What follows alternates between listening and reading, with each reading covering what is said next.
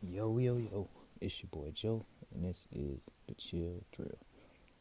Welcome, welcome, welcome, welcome, welcome. And this, like I said, just stated, this is the Chill Drill. I started this show because I wanted my own space to talk about my opinion and my views on things that go on in the world and things that are, have happened, will happen, things that I really just want to give my opinion about.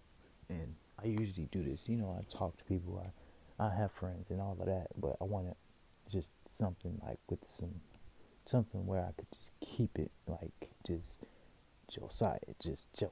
But again, like I said, this is the Chill Thrill. It's nothing more than just a talk show about things that go on. Like as a guest, you could come on and talk about your life. You could talk about what you go through, things like that, and we can keep it a G. We can keep it 100. We don't gotta go through the pettiness and this and that. And my whole really issue or thing I don't want with this show is negativity. I don't want anybody to come on here and just be negative. Like come on here talking, gossiping, doing all of this and all of that, and talking about things that aren't really productive, things that are counterproductive. Because I don't like things that are counterproductive because they don't help you grow as a person or succeed in life. But yeah, this is a chill thrill. As I stated on my Snapchat, you can follow me Jedediah, Jeda underscore Dia Diah.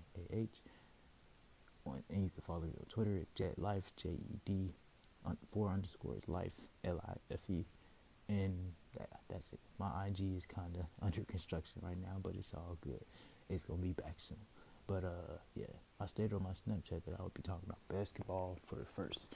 The reason I want to talk about basketball is because basketball is my first dream, my first goal, my first thing that I felt like I could really do anything productive in, because I just, every time I had issues in life, I would just go to the basketball court. And I remember I didn't really think about it until about my sophomore year of college. I was in a psychology class, and it's crazy because the guy's name was Josiah too. And first day of class, he was like, he knew me just off of my name because we had the same name. He was like,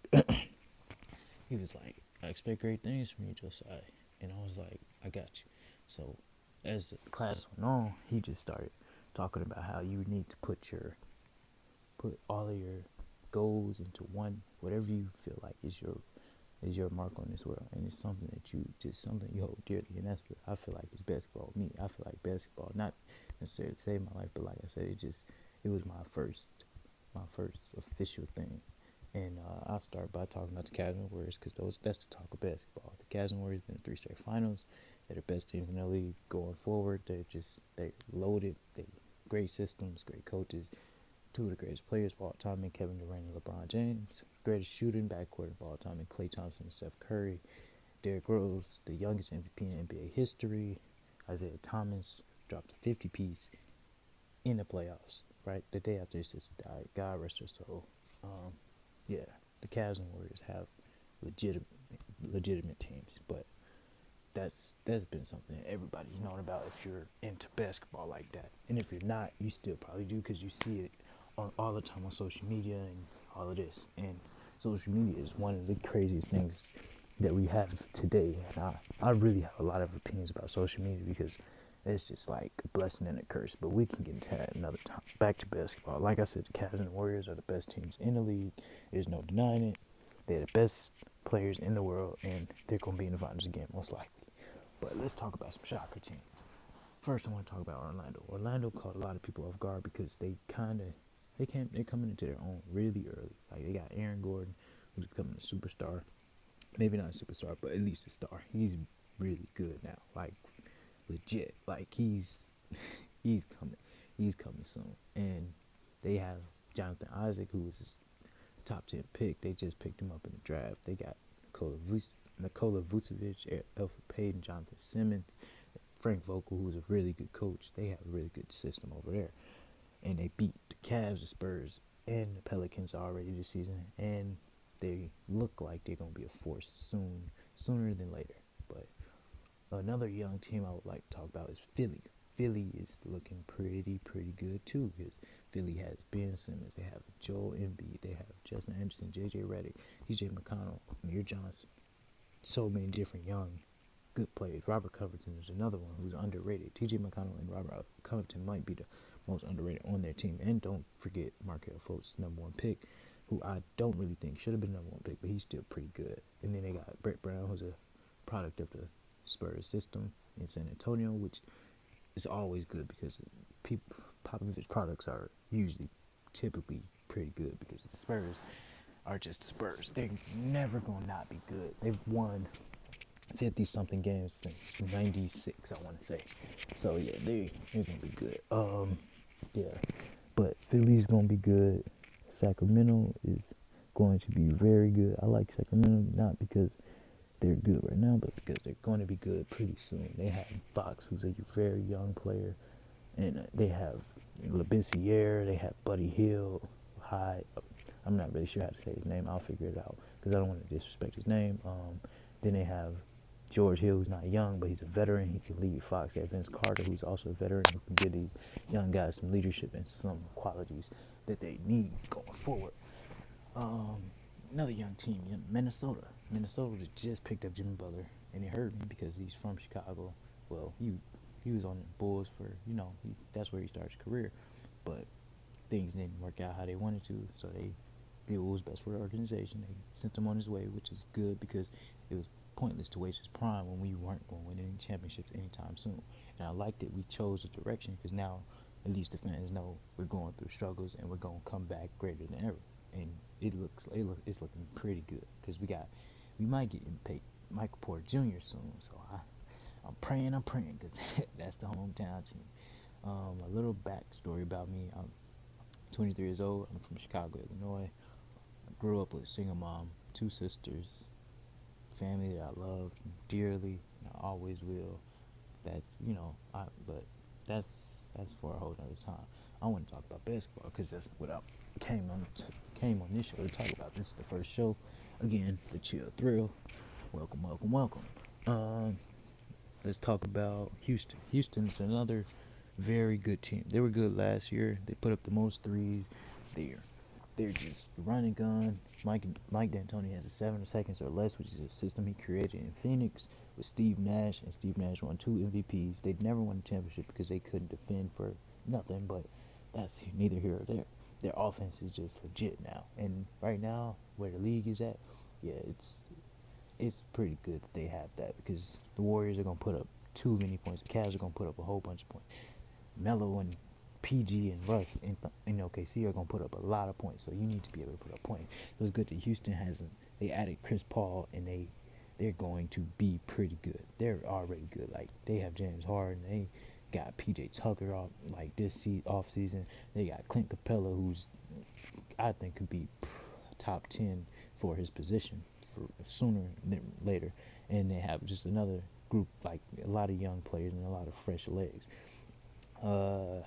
Like I was talking about Minnesota, they're a young team, and with Jimmy Butler and Karl Towns and Jeff Teague, Jamal Crawford, they have so many pieces. Like the league is in a really good space now, and I liked it. It was a lot of change in the offseason because you saw the thing. The thing with the offseason was that you saw a lot of stars start demanding like to get out. Like Melo said, "Get me to OKC." Chris Paul said, "Get me to Houston." Paul Millsap went to Denver. Jimmy went to Minnesota, but that was out of his control. Then you had more, like you had so many just teams, faces trading teams, and it was just crazy to think about. And it's actually exciting because now it's competitive. Because Durant, he kind of ruined it, but not intentionally, but he just ruined it just because he decided to choose, his happiness over anybody else's, and nobody can really say anything about that because it's his. The way that it's a business, so who's to say he wouldn't have got done wrong if he stayed in OKC. They might have won one ring and then they would have sent him about his way. Who knows what would happen? But when he went to Golden State, that just changed the whole face of the league. And it didn't start with him. It started with LeBron back in 06. But, not 06, my bad, 09. But that's a whole nother conversation. But, yeah, the way that KD set the league up, people had to change. And you had to have these new teams being formed, these super teams. And now we're in a space where it's just a lot of really good teams. You have Houston, like I said, you got OKC, you got San Antonio, you got Minnesota, you got Portland, you got the Celtics, even though they had a very rough start to their season. Gordon Hayward get well soon. Prayers up. Nobody wants to see anybody ever get injured because it's way bigger than basketball. But you saw that as well. And those teams are just, those are like the second tiers. And then you got the Cleveland and Golden State, like I keep talking about. Those, that's the marks. That's where everybody's trying to get to because they've been in 3 straight finals. They're running the league right now. LeBron's been in 7 straight finals, which is something that's unheard of, and why I think he is the GOAT. Like, it's not just that, but he's the GOAT. Like, better than Jordan. I don't want to hear anything anybody has to say. I mean, I will hear it, but it's not going to change my opinion. Well, my opinion is now a fact because he's just the GOAT. But what else do I would like? It's just I feel like the league is good now. Like, it's back to the brand has been restored. They got a new Nike deal. They got hoodies now. They got people like it's just fun now. Like, you don't have to really be bored now. Like, Atlanta has a new kind of like not no they don't have a new system, but they have a new like attraction for their fans. They added a barbershop and different things like that. You just got so many different things going on around the league that it's becoming fun now, and it's becoming better for everybody to come into.